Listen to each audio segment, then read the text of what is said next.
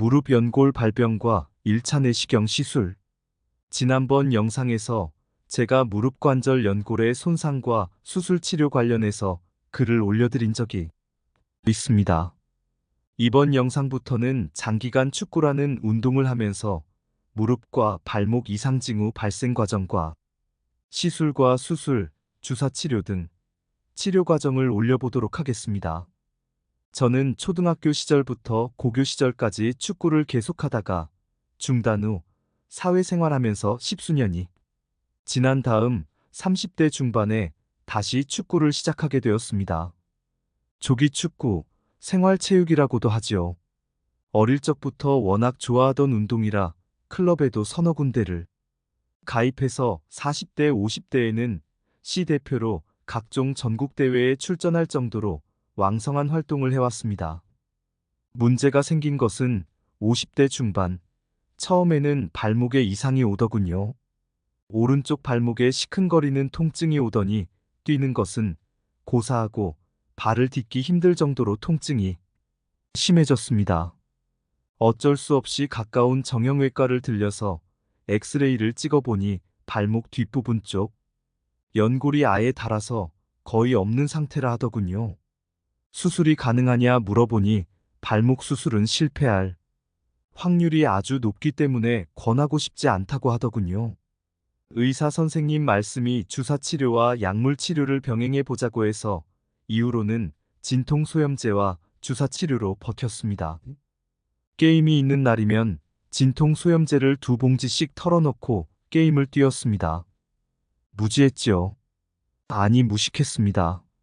하지만 계속되는 통증에 운동량도 줄이고 가입했던 클럽도 한 곳을 제외하고는 모두 정리를 했습니다.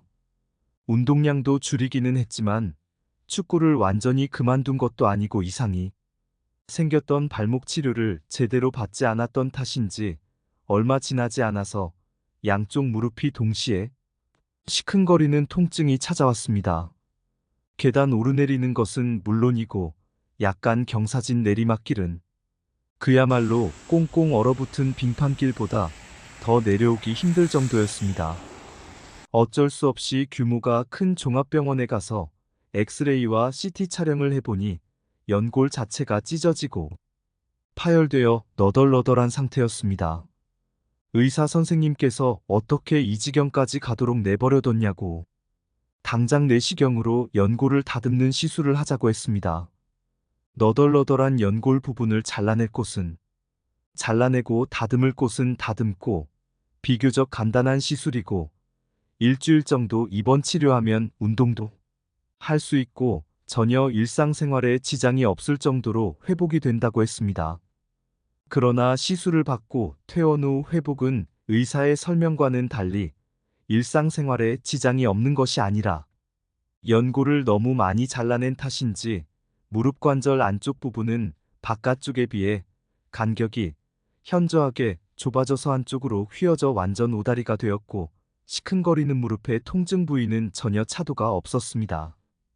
수술을 담당했던 의사는 원래부터 퇴행성관절염 증상이 있었던 터라 회복이 더디고 운동요법으로 근육 강화 운동만 하라는 말만 반복하더군요.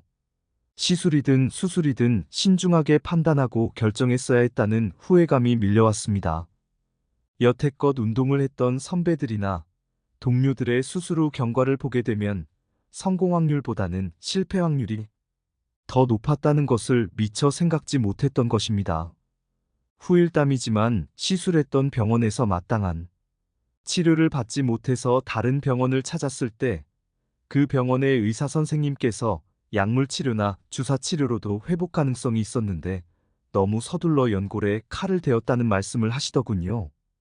혹시 저와 같은 증상으로 고생하시는 분들이 계신다면 절대 병원을 한두 곳만 들리지 마시고 몇 군데를 들려보시고 의사들 소견이 동일하게 나온다면 수술을 결정하시는 것이 현명하다고 판단이 됩니다. 우선의 통증을 견디다 못해 섣불리 결정을 하셨다가 낭패를 보실 수도 있으니 신중하게 판단하시기를 권해드립니다.